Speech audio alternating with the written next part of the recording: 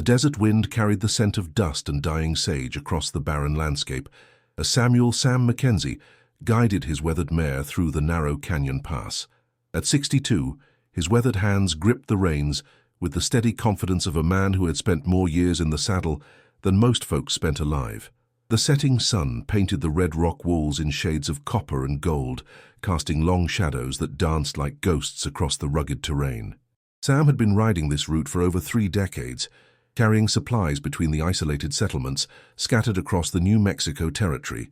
His graying beard, streaked with silver, caught the last rays of daylight as he squinted ahead, reading the familiar landmarks that would guide him to his small cabin tucked away in Devil's Canyon. The old cowboy preferred the solitude of these forgotten trails. Ever since Martha had passed 5 winters ago, the silence of the desert had become his closest companion. He spoke little to the occasional traveler he encountered, and even less to the folks in town during his rare visits for supplies. The desert didn't judge a man for his past mistakes or the choices that haunted his dreams. As his mare, Rosie, picked her way carefully down a steep decline, Sam noticed something that made him pull back on the reins. There, crumpled against a cluster of prickly pear cactus and scattered rocks, lay the still form of what appeared to be a man. The figure was motionless, dressed in what Sam could make out as buckskin leggings and a torn shirt that had once been white but was now stained dark with blood. Sam's weathered face hardened as he dismounted, his boots crunching on the loose gravel. His hand instinctively moved to the Colt, .45 holstered at his hip, old habits from years of surviving in country, where a moment's carelessness could mean death. But as he approached the fallen figure, he could see this was no threat. The young man couldn't have been more than 25, with the distinctive features and clothing that marked him as one of the Apache who still roamed these territories. His long black hair was matted with dried blood, and a crude bandage around his left shoulder had soaked through completely. His breathing was shallow, barely perceptible, and his bronze skin had taken on a grayish pallor that Sam recognized as the color of approaching death. "Well, I'll be damned," Sam muttered under his breath, kneeling beside the unconscious brave. "What in tarnation happened to you, son?" The evidence was scattered around the area, brass cartridge casings glinting in the fading light, churned earth that spoke of a violent struggle, and drag marks leading to where the young warrior now lay. Sam's experienced eye read the story like words on a page. There had been a fight, probably with cavalry or settlers. The brave had been wounded, maybe left for dead, and had crawled here seeking shelter before collapsing. Sam stood slowly, his knees protesting the movement. His mind raced through his limited options. The smart thing, the safe thing, would be to mount Rosie and ride away. Getting involved with wounded Apache could bring nothing but trouble. The territorial authorities wouldn't ask questions if they found an Indian dead in the desert, but they'd have plenty to say about a white man who'd helped one. But as Sam looked down at the dying young man, something stirred in his chest that he hadn't felt in years. Maybe it was the memory of his own son, David, who would have been about this age if consumption hadn't taken him as a boy. Maybe it was the echo of Martha's voice, always chiding him to do what's right, Samuel, regardless of what's easy. The desert wind picked up, whistling through the canyon walls and kicking up small dust devils that danced around the 2 men. Sam pulled his worn hat down tighter and made his decision. "Can't just leave you here to die, can I?" he said to the unconscious brave, though his voice carried a note of resignation rather than enthusiasm. Martha always said the measure of a man ain't in how he treats his friends, but how he treats those who can do nothing for him. Sam bent down and carefully lifted the young Apache, surprised by how light he felt. Years of physical labor had kept the old cowboy strong, but the brave seemed to weigh no more than a sack of grain. Blood immediately began seeping through Sam's shirt as he carried the wounded man to his horse.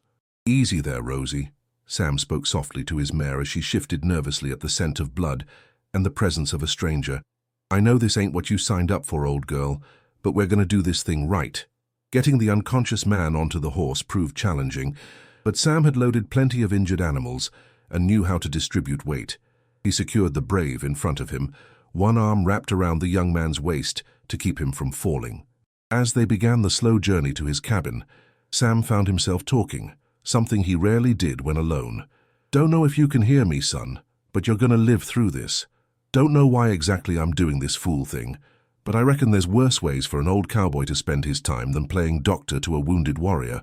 The cabin came into view just as the last light faded from the western sky. It was a modest structure, built from logs Sam had cut himself from the few pine trees that grew in the higher elevations.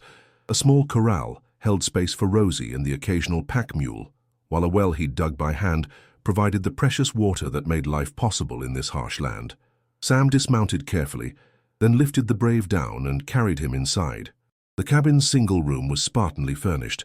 A bed in one corner, a rough-hewn table and 2 chairs, a stone fireplace, and shelves that held his few possessions. He laid the young man on his own bed, then lit the oil lamp that cast flickering shadows on the log walls. In the lamplight, Sam could see the extent of the brave's injuries more clearly. Besides the shoulder wound, there were cuts and bruises covering his arms and torso, and what looked like a bullet graze along his ribs. But it was the shoulder that worried Sam most. The wound was deep and had been bleeding steadily. "Well, let's see what we can do about this," Sam said, rolling up his sleeves.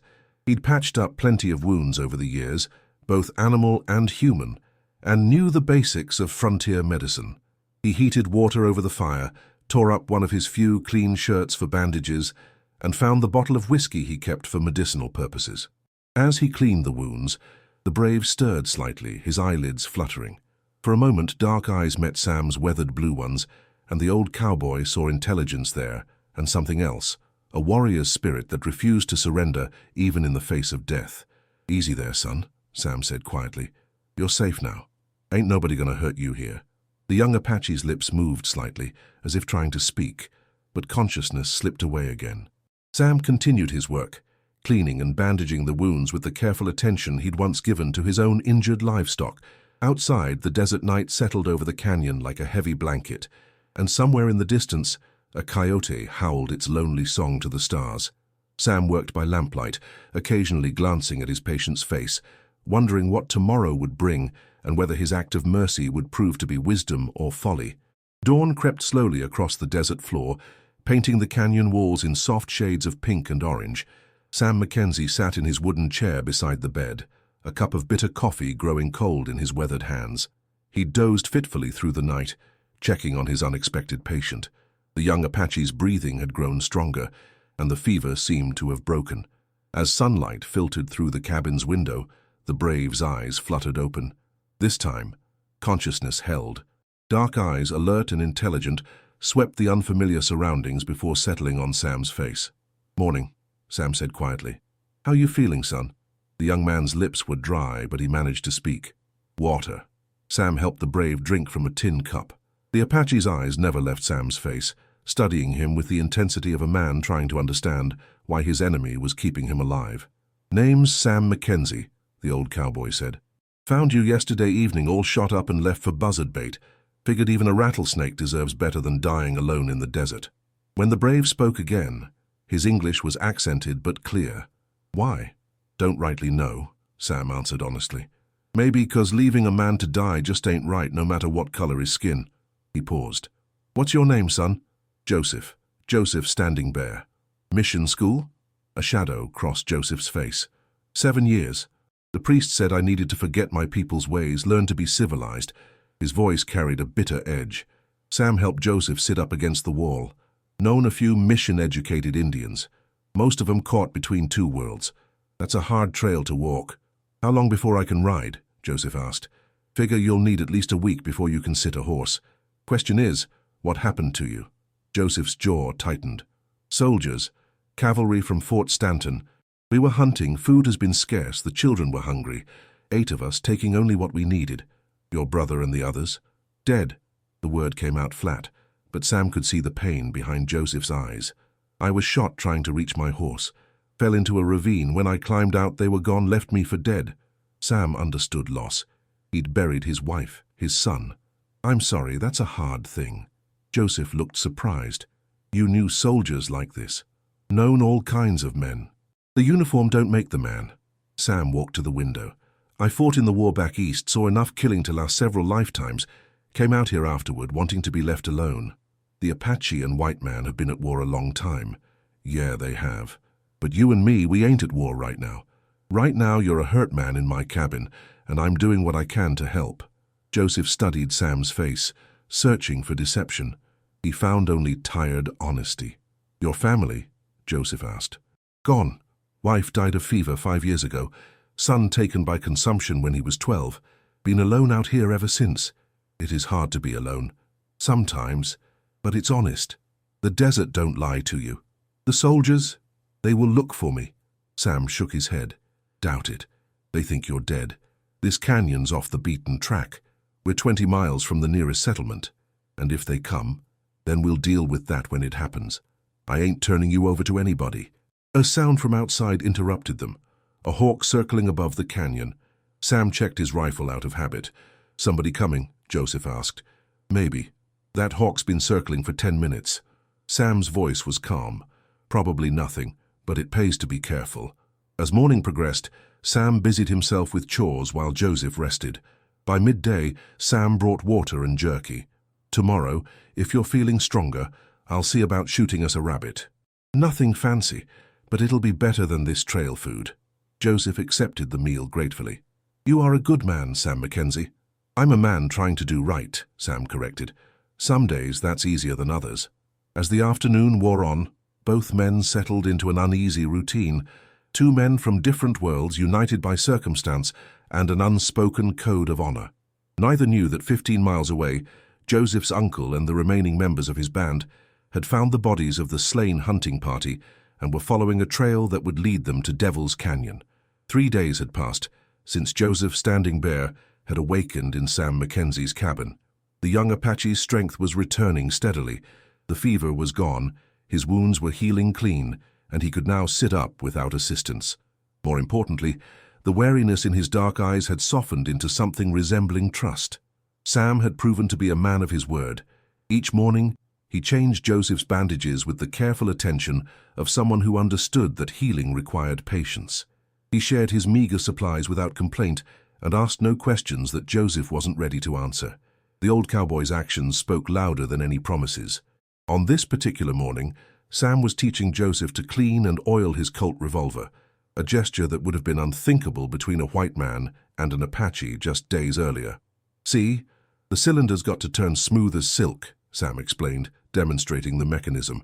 Any grit or rust in there and you might as well be carrying a club.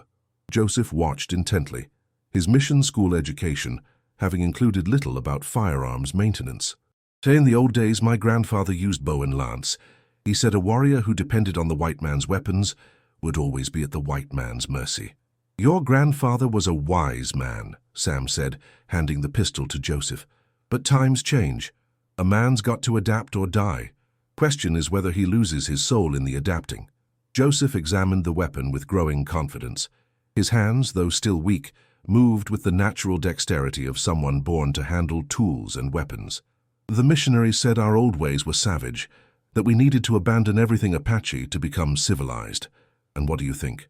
I think, Joseph said carefully, that the men who killed my brother and left me to die were very civilized by their definition. He looked up at Sam. But you follow the old ways, honor, loyalty to your word, respect for a wounded enemy. Sam chuckled dryly. Don't go making me out to be some kind of saint, son. I've done my share of things I ain't proud of, every man has. But you are here now, helping me now, that is what matters. Outside, the desert wind picked up, whistling through the canyon walls and rattling the cabin's single window. Sam looked up from the gun cleaning, his weathered face creased with concern.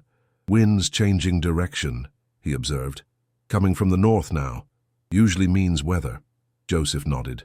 My people read the wind too. This feels like, he paused, searching for the right English words, like the breath before the storm.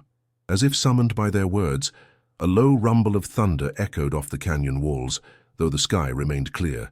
Both men looked at each other, recognizing that the sound was too regular, too rhythmic to be natural thunder. Horses, Sam said quietly, his hand moving instinctively toward his rifle. A lot of them. Joseph struggled to sit up straighter, his warrior instincts overriding his physical limitations. From which direction? Sam moved to the window and peered out carefully. Can't tell yet. Sounds bouncing off the rock walls.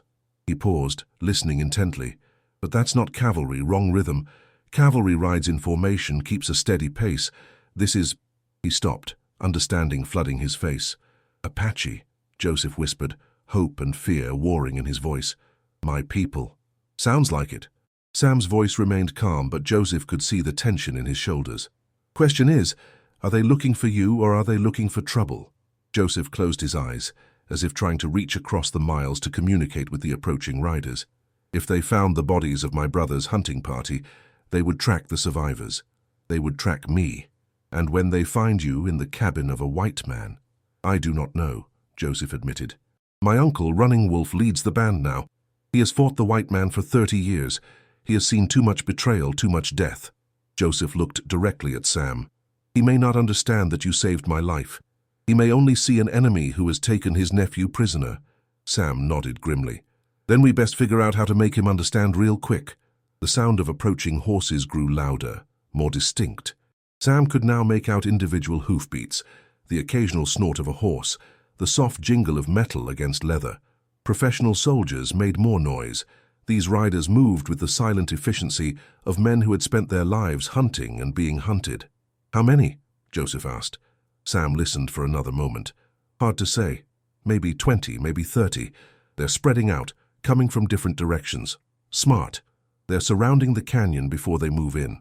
Joseph tried to stand, grimacing as the movement pulled at his healing wounds. I need to go to them.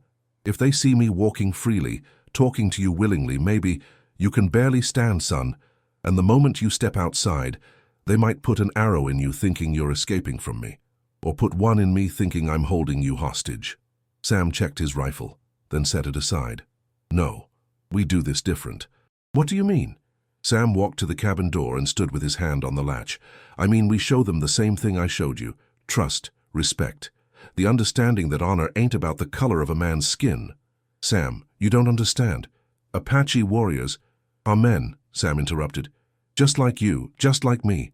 Men who love their families, who mourn their dead, who want to protect what's theirs. He looked back at Joseph. Your uncle, Running Wolf, he's a father. Yes, 3 sons, 2 daughters. Then he understands what it means to lose family. He understands what it means to find a loved one alive when you thought they were dead. Sam's voice grew quiet. And maybe, just maybe, he understands what it means when a stranger shows mercy to your kin. The hoofbeats were very close now, and both men could hear the soft sounds of warriors dismounting, spreading out on foot. Sam knew they were surrounded, knew that even now Apache eyes were studying his cabin, counting his weapons, planning their approach. They're here, Joseph whispered. Sam straightened his shoulders and took a deep breath. Then I reckon it's time to find out what kind of men we really are. He opened the door slowly, deliberately, and stepped out into the bright desert sunlight with his hands clearly visible and empty. Joseph, summoning strength he didn't know he possessed, struggled to his feet and followed. The canyon was silent except for the wind and the nervous stamping of horses, but Sam knew they were there. He could feel the weight of their attention, the tension of drawn bowstrings, the held breath of warriors ready to kill or die. Running Wolf, Joseph called out in Apache, his voice carrying clearly in the thin air. Then, switching to English for Sam's benefit, he added, Uncle, I am alive. This man, this white man, saved my life. For a long moment, nothing happened. Then, like shadows materializing from the rock itself, Apache warriors began to appear. They emerged from behind boulders, from crevices in the canyon walls, from positions that Sam would have sworn were empty moments before. In seconds, he counted over 20 armed men, all with weapons trained on him and Joseph. But it was the man who stepped out from behind Sam's own corral who commanded attention. Running Wolf was perhaps 50 years old, his face marked by sun and wind and the kind of weathering that came from a lifetime of conflict. His eyes, when they fixed on Sam, held no hatred, but no mercy either. They held the cold evaluation of a predator, deciding whether something was prey or threat. The Apache leader spoke rapidly to Joseph in their native tongue. Joseph responded, his voice growing stronger as he explained what had happened. Sam couldn't understand the words, but he could read the body language. Joseph's gestures toward his bandaged wounds, toward Sam, toward the cabin where he had been cared for. Running Wolf listened without interruption, his gaze never leaving Sam's face. When Joseph finished speaking, the canyon fell silent again. The old warrior studied Sam for what felt like an eternity, taking in his empty hands, his relaxed posture, the way he stood without fear despite being surrounded by enough firepower to kill him 20 times over. Finally, Running Wolf spoke. His English was accented but clear. You are Mackenzie. I am. My nephew says you saved his life. I did what any decent man would do. Running Wolf's eyes narrowed slightly. Many white men have had the chance to help wounded Apache. None have taken it. Sam met the warrior's gaze steadily. Then they weren't decent men. The two leaders, one Apache, one white, stood facing each other in the desert heat, surrounded by armed warriors and the weight of decades of bloodshed between their peoples. What happened next would determine not just whether Sam lived or died, but whether this moment became another tragedy in a long history of violence, or something entirely different. Something that might, just possibly, be called hope.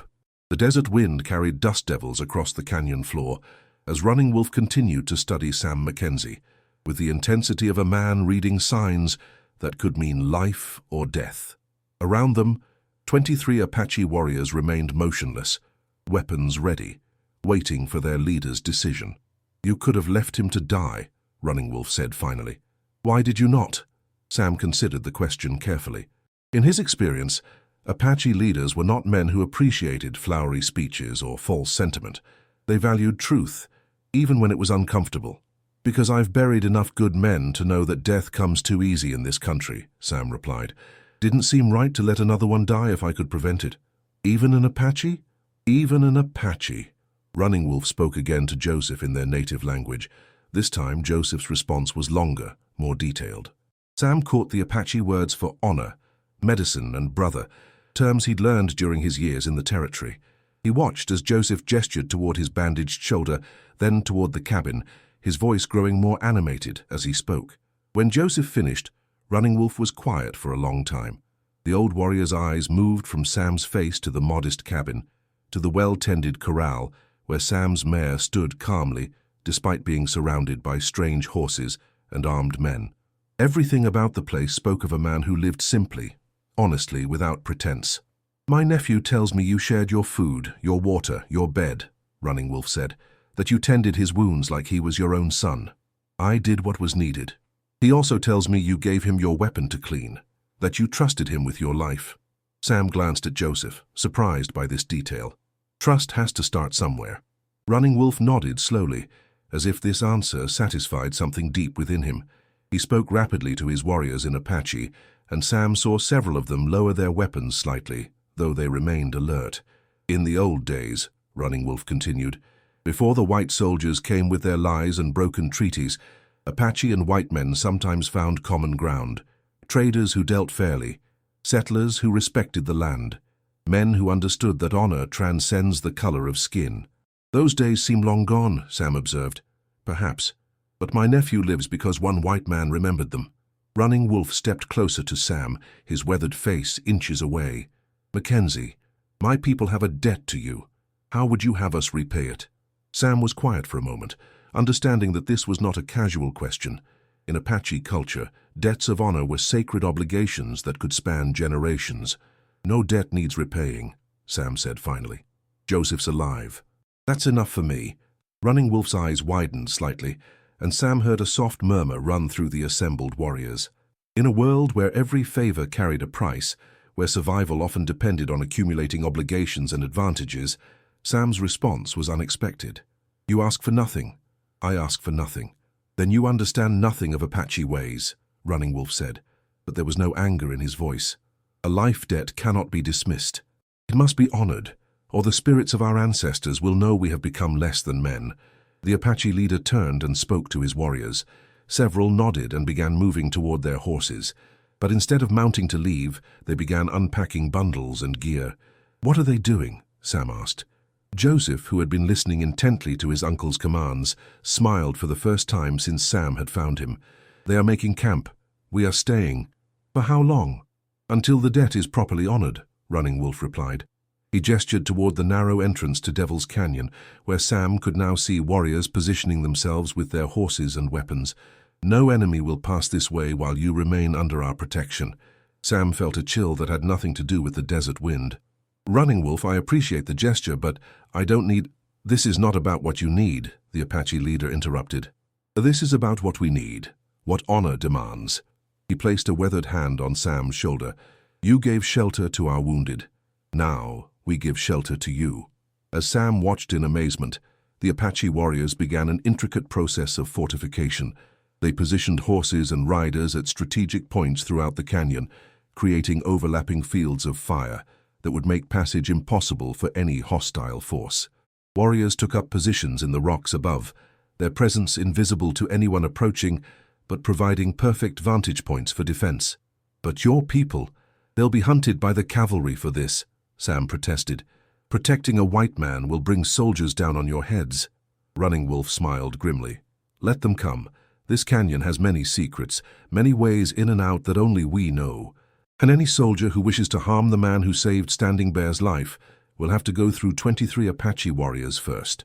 Joseph, despite his wounds, moved to help his uncle direct the positioning of the guards. Sam watched the young man he'd nursed back to health transform before his eyes, no longer the broken, bleeding figure he'd found in the desert, but a warrior taking his place among his people. "Joseph," Sam called out, "you don't have to do this. You're still healing."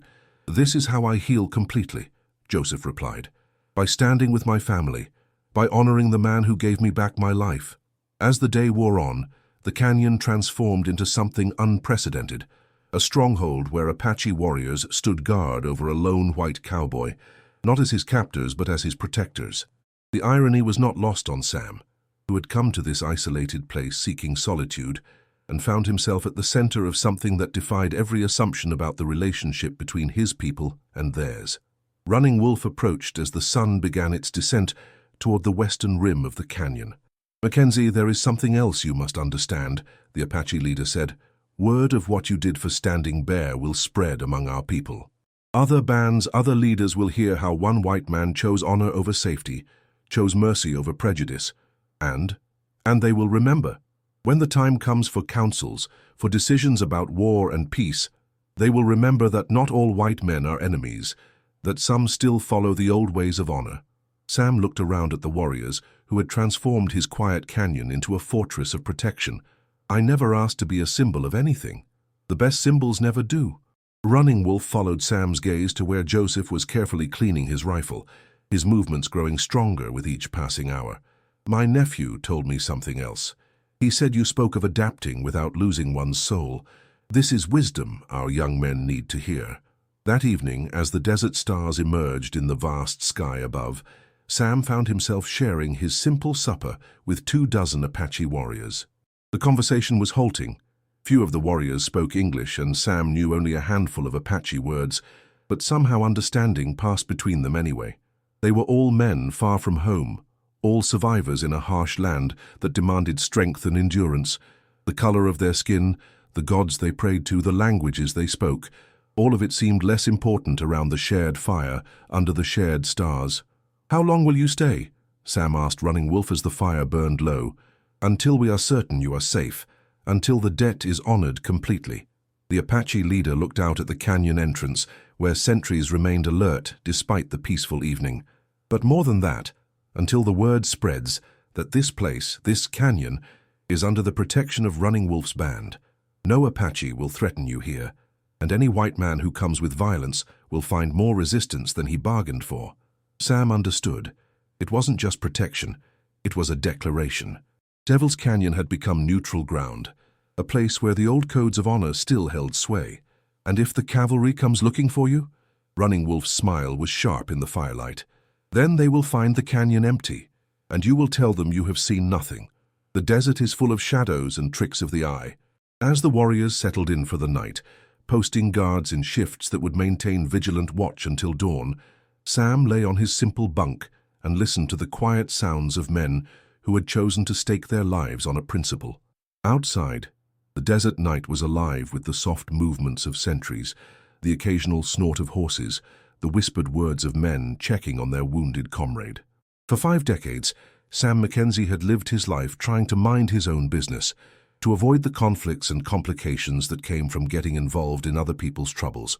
But lying there in his cabin, surrounded by warriors who had pledged to protect him with their lives, he understood that some actions create ripples that spread far beyond anything their authors could imagine. He had found a wounded man and chosen to help. In response, he had gained not just a friend but a family, not just protection but a legacy that would outlive them all. Outside, the guards of Devil's Canyon maintained their vigil, and the stars wheeled overhead in their ancient patterns, and somewhere in the distance a coyote called to the moon, a wild, lonely sound that no longer seemed lonely at all. When dawn came, the Apache would still be there, and the day after that. And for as long as honor demanded, Devil's Canyon would remain a place where an old cowboy lived under the protection of the very people his own kind had declared enemies, proving that sometimes the greatest victories are won not with weapons, but with simple human decency.